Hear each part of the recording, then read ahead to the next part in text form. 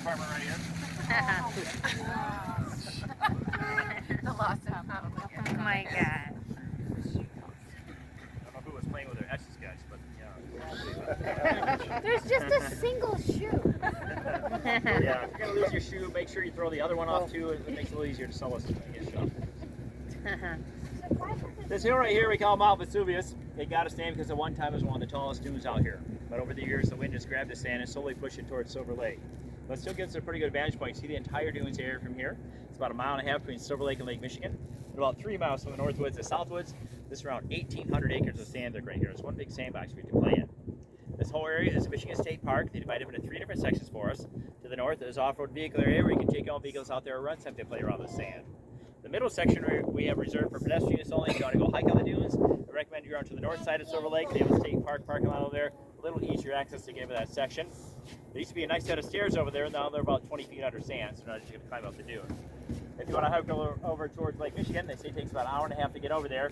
The only problem is you're going to be really tired by then. It'll take a couple days to get back. So think about it, cool off if you're going to try it. This section right here, released from the state of Michigan, it's about 600 acres and allows us to utilize this trail we've set up in case you have some close dunes to check them out. So back in the 1870s, a guy named Charles Mears came up this area and he saw the red white pine, so he set up a lumber mill. They clear cut all the pine and took it back down to Chicago to replace the wind after the Great Chicago Fire.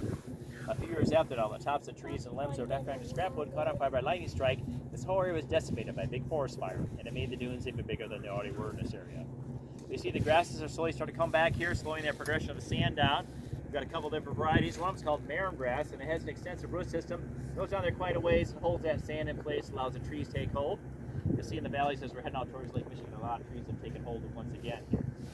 Back in the 1950s, the Boy Scouts came out here and planted a bunch of that marram grass over by the Silver Lake outlet to help stabilize the dunes over there, and I'll point that out as we read the dunes today. So if you look at the little ridges here, where that wind's been blowing the sand around, there's some gray material on the bottom of those ridges. That's called magnetite. You actually pick it up with a magnet. It shows up quite well after a rainstorm. You'll see it all over the dunes out here. You'll especially notice on the wet sandy beaches out by Lake Michigan a few spots as well. See either that or it's from the etch a sketch that over there. You guys ready for the hills? Yeah. Yeah. Yeah.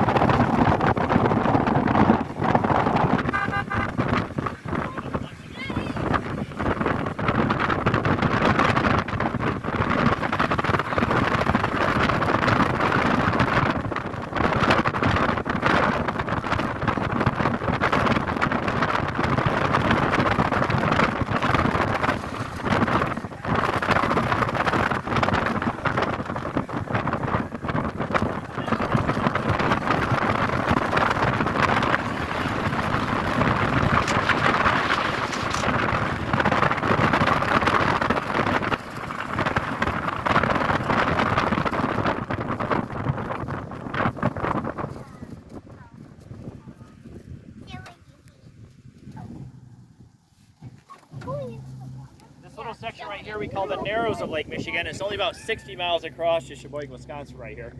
Last year I got pretty brave trying swimming across this thing. I got over halfway across. I started to get a little tired, so I turned around and swam back.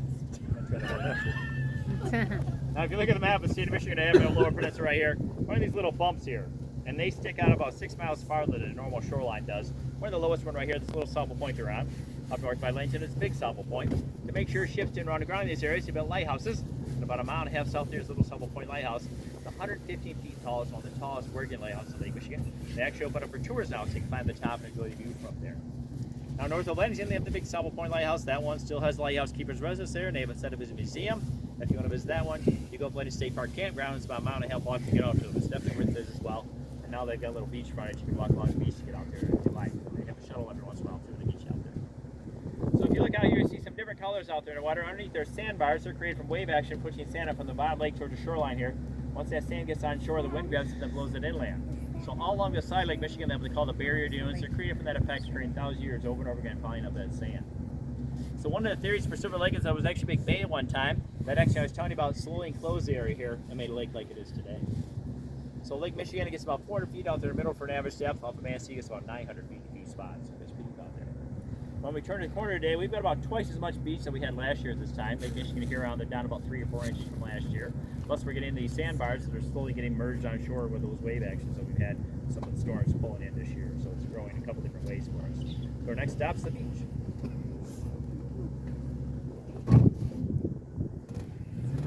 Pretty.